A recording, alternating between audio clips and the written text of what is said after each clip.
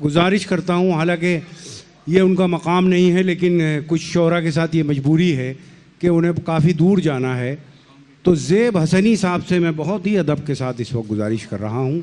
बहुत पुराने छपने वाले शायर हैं और हमने इन्हें बहुत पढ़ा है जब हम 20वीं सदी और शमा वगैरह में काफ़ी छपते थे।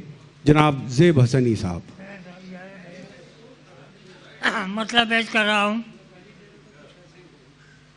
कि कत्ल गाहों से वफादारी कहाँ तक ले जाएं। वाह वाह वाह। कत्ल गाहों से वफादारी कहाँ तक ले जाएं, जुल्म के होते रवादारी कहाँ तक ले जाएं।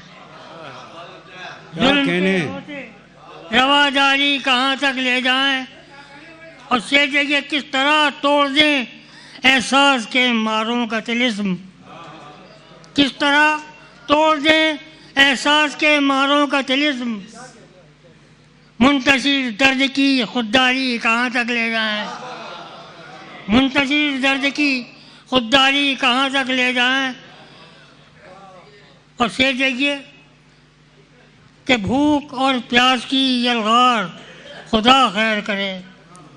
भूख और प्यास की यलगार खुदा खैर करे। ज़हन दस्ती हुई नादारी कहाँ तक ले जाएं। ज़हन दस्ती हुई नादारी कहाँ तक ले जाएं, और अब तो साया भी भड़क उठता है वहशत बनकर। अब तो साया भी भड़क उठता है वहशत बनकर। अपने ही लोगों की गद्दारी कहाँ तक ले जाएं। अब तो साया भी भड़क उठता है, अब तो साया भी भड़क उठता है वहशत बनकर। अपने ही लोगों की गद्दारी कहाँ तक ले जाएं, और ये देखें कि अपनी कमाएगी ले ले न कहीं जान अपनी। अपनी कमाएगी ले ले न कहीं जान अपनी। अपने ही लोगों की अपनी कमाएगी ले ले न कहीं जान अपनी। ज़हन से निकल गया। 12 आखिरी से पेश कर रहा हूँ कि गूंगे बैरों की ये बस्ती है पुकारें किसको।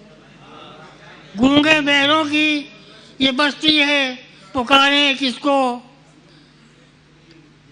गूंगे बैरों की ये बस्ती है पुकारें किसको।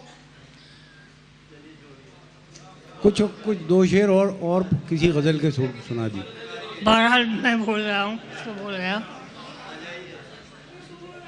कत्ल गाहों से वफादारी कहाँ तक ले जाएं। कत्ल गाहों से वफादारी कहाँ तक ले जाएं। अपने चलिए कोई बात